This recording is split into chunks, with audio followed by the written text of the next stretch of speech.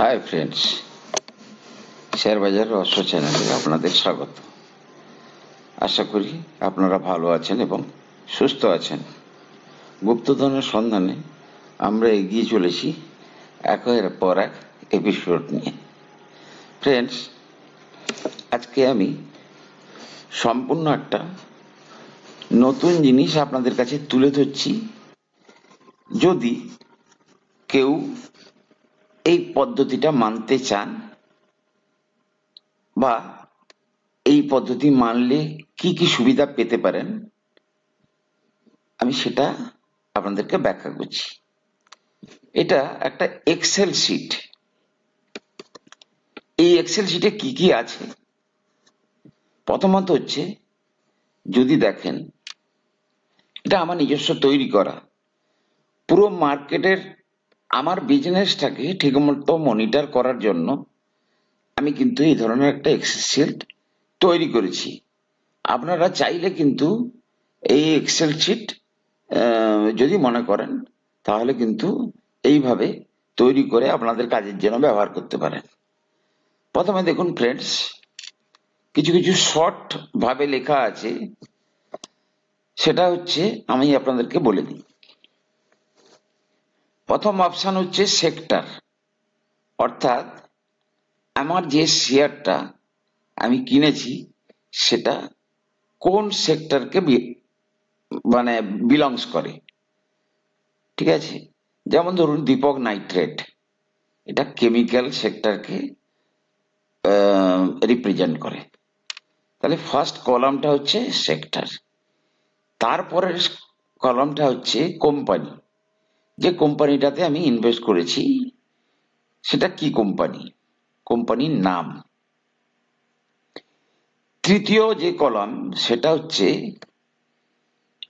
Month ইয়ার entry, অর্থাৎ আমি শেয়ারটাতে বছরে কোন মাসে এন্ট্রি নিয়েছি। মিনস আমি যদি এখান থেকে দেখতে চাই যে আমি ধরুন 23 সালে আমি কোন কোন শেয়ারগুলো এন্ট্রি নিয়েছি এবং 23 সালের কোন মাসে আমি এন্ট্রি নিয়েছি, তার জন্য পরপর দুটো কলাম আছে। প্রথমত হচ্ছে কি মান্থ ইয়ার এন্ট্রি, বছরের কোন মাসে এন্ট্রি করেছি শেয়ারটাতে আমি, আর ইয়ার অফ এন্ট্রি, কোন বছরে এন্ট্রি নিয়েছি। উদাহরণস্বরূপ আমি বললে আপনারা একটু ভালো বুঝতে পারবেন। যেমন ধরুন আমার এখানে 19 সালে আমি কি এন্ট্রি নিয়েছি, 20 সালে কোন শেয়ারে এন্ট্রি নিয়েছি, 21 সালে, 22 সালে, 23 সালে, এখানে সব পেয়ে যাব। ধরুন আমি কথার কথা বলছি, আমি এখান থেকে কেবলমাত্র আমি দেখতে চাই 21 সালে আমি কোন শেয়ারটা এন্ট্রি নিয়েছি। তাহলে দেখুন আমি এখান থেকে পুরো 21 সালের আমি পেয়ে যাব। 21 সালের আমি কোন মাসে এন্ট্রি নিয়েছি, অর্থাৎ জানুয়ারিতে যদি নিয়ে থাকি তাহলে কি লিখেছি 0121, যদি ফেব্রুয়ারিতে এন্ট্রি নিয়েছি 0221। এটা এই কারণে জুড়েছি, এটা হচ্ছে এখানটাতে মানে বাই ডিফল্ট এক্সেল শিট ওটা যখন 0221 দিয়ে দিচ্ছি তার ফরম্যাটটা চেঞ্জ হয়ে যাচ্ছে, তাই আমি এটা ওটা কিছুই না, ওটা কেবলমাত্র একটা এক্সট্রা লেটার জুড়ে দিয়েছি, এটাও একই কারণ। সুতরাং এই এ গুলোর কোনো ভ্যালু নেই।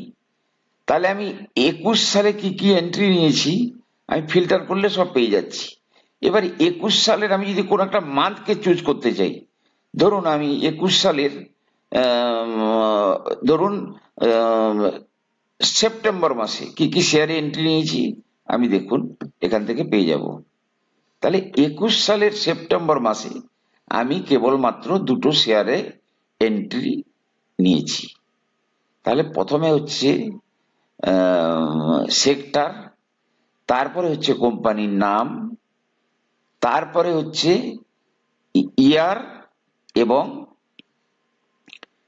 ইয়ার অ্যান্ড মান্থ এন্ট্রি, তারপরে হচ্ছে কি ইয়ার এন্ট্রি, এটা মানে আমার ক্যালকুলেশনের স্বার্থে আমি এরকম ভাবে করেছি।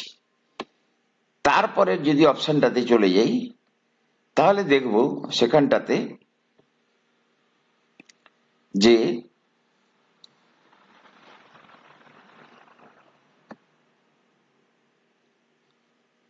আচ্ছা, তারপরে কি করেছি, এক সেকেন্ড, অপশনটা কোথায় চলে গেল, হ্যাঁ, তাহলে এই দুটো অপশন বুঝাতে পারলাম। আচ্ছা, এবারে এটা হচ্ছে কি, এবারে রেজাল্ট, ধরুন ইয়ার বাই ইয়ার যদি এ এ, অর্থাৎ আমি এখানটাতে যদি তার সেলস এবং প্রফিট দুটোই ইয়ার অন ইয়ার বেড়েছে, তাহলে আমি দেবো কি, এ হচ্ছে সেলসও বেড়েছে, এ মানে প্রফিটও বেড়েছে। যদি কোনো ক্ষেত্রে সেলস বেড়েছে প্রফিট কমেছে, আমি তাহলে সেখানে কি দিচ্ছি, বি। আবার কোথাও যদি সেলস কমেছে প্রফিট বেড়েছে, তাহলে বি এ। দুটোই যদি আমার চেঞ্জ মানে পারফরমেন্স খারাপ হচ্ছে, তাহলে আমি সেটা দিচ্ছি বি বি। ঠিক আছে, অর্থাৎ যদি আমার সেলসও বাড়ছে আর প্রফিটও বাড়ছে, তাহলে আমি এ এ দিচ্ছি। সেলস বাড়ছে কিন্তু সেই মানে প্রফিট কমে গেছে গত বছরের তুলনায়, তাহলে দেবো বি। সেলস কমে গেছে কিন্তু প্রফিট বেড়েছে, সেলস কমে যাওয়ার জন্য তাকে দেবো বি, এবং প্রফিট বাড়ার জন্য এ। সেলস এবং প্রফিট গত বছরের তুলনায় এবারে যদি কমে যায়, তাহলে আমি সেটাকে দিচ্ছি বি বি। একইভাবে quarter to last year quarter, এই ডিসেম্বর কোয়ার্টার এবং গত বছরের ডিসেম্বরের কোয়ার্টার তুলনা করা হয়েছে, সেক্ষেত্রে যদি সেলও বেড়েছে গত বছরের ডিসেম্বরের তুলনায়, এবছরের ডিসেম্বরে যদি সেলস বেড়েছে, তাহলে আমি তাকে দিচ্ছি এ। গতবারের ডিসেম্বরের তুলনায় এবারের ডিসেম্বরে যদি প্রফিট বেড়েছে, তাহলে তাকে দিচ্ছি এ। একইভাবে সেল কিংবা প্রফিট কমলে ওই বি এ, এ বি বা বিবি, এইভাবে আমি দিয়েছি। এটা হচ্ছে quarter on last, quarter to last quarter. Means এই ডিসেম্বর কোয়ার্টারের রেজাল্টের সঙ্গে আমি সেপ্টেম্বরের কোয়ার্টারের রেজাল্টটা তুলনা করেছি। সেপ্টেম্বর কোয়ার্টারে যে রেজাল্ট এসছে তার তুলনায় যদি ডিসেম্বর কোয়ার্টারের রেজাল্ট বেড়েছে, তাহলে দেবো আমি এ। সেপ্টেম্বরের কোয়ার্টারের প্রফিট এর তুলনায় এবারের কোয়ার্টারে যদি প্রফিট বেড়েছে, সেটাকে দেবো আমি এ। এবারে একটা কমেছে আর একটা বাড়লে বি। এইভাবে এটারও কিন্তু ওই চারটে ফাংশন আছে। এবারে এটা হচ্ছে মার্কেটের চারটে সাইজ, পাঁচটা সাইজ।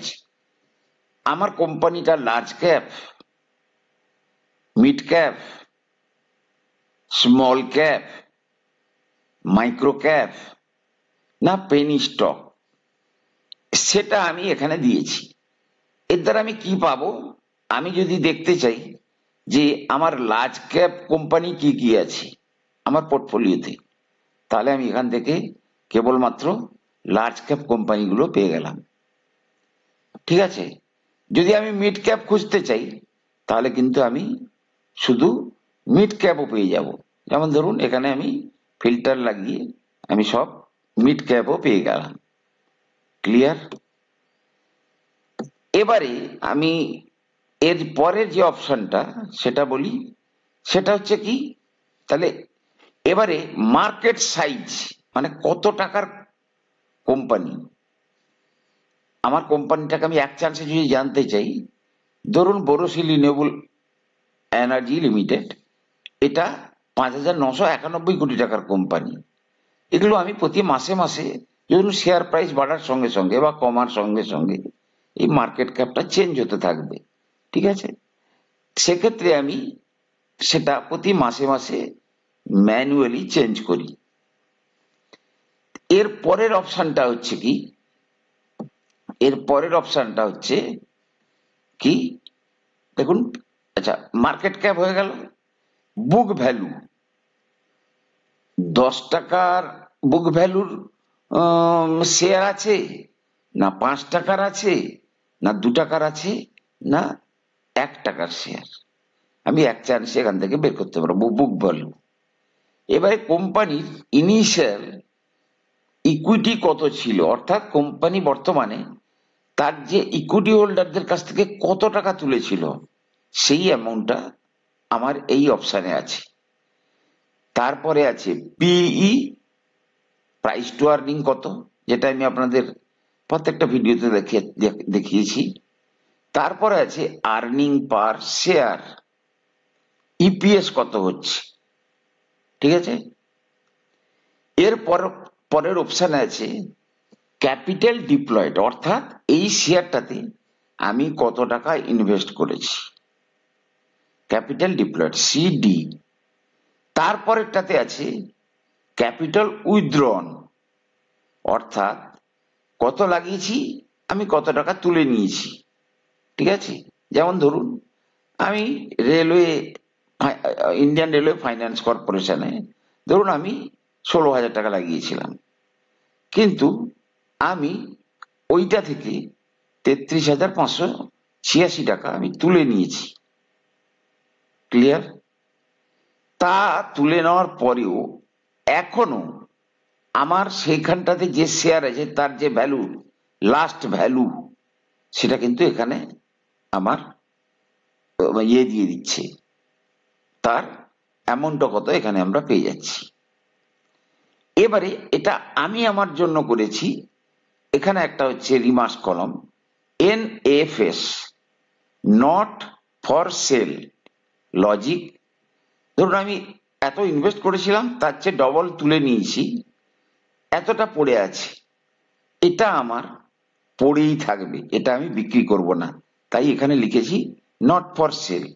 আমার নট ফর সেল যে সমস্ত কোম্পানির এখানে লেখা আছে, অর্থাৎ সেখান থেকে হয় আমি আসল তুলে নিয়েছি, বা আসল প্রফিট নেওয়ার পরে বাকি যেটা থাকার সেটা আমার থেকে যাবে, বর্তমানে যা অবস্থা। তাই আমি ভেবেই নিয়েছি এই NFS যেগুলো লেখা আছে এই শেয়ারগুলো আমি আর বিক্রি করব না।